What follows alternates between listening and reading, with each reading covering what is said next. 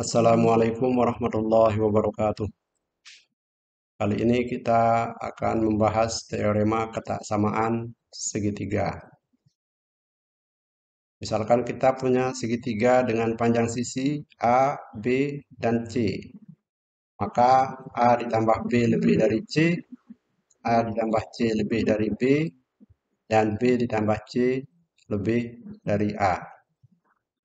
Jadi pada suatu segitiga, jumlah panjang dua sisinya itu lebih dari panjang sisi yang ketiga.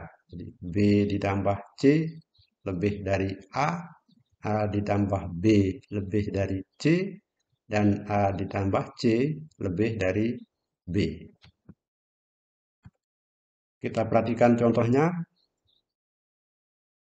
Kita punya segitiga dengan ukuran panjang sisi 5, 12, dan 15. Maka menurut teorema ketaksamaan segitiga, 5 ditambah 12 lebih dari 15, 5 ditambah 15 lebih dari 12, dan 12 ditambah 15 lebih dari 5.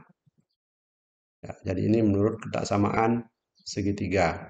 Jadi panjang atau jumlah dari panjang kedua sisinya lebih dari panjang sisi yang lain atau yang ketiga. Kita lihat penggunaan dari teorema ini. Kalau kita punya segitiga dengan ukuran dua sisinya 15 dan 8. Jadi segitiga ini panjang dua sisinya adalah 15 dan 8. Kita akan menentukan panjang sisi yang ketiga. Misalnya panjang sisi yang ketiga adalah X. Jadi kita akan menggunakan teorema ketaksamaan segitiga untuk menentukan nilai X. Sehingga 15 ditambah 8 lebih dari X. Kemudian 15 ditambah X lebih dari 8. Dan 8 ditambah X lebih dari 15. Kita selesaikan satu-satu.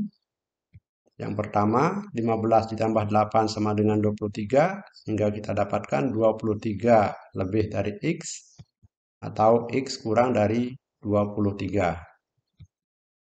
Kita lihat grafiknya.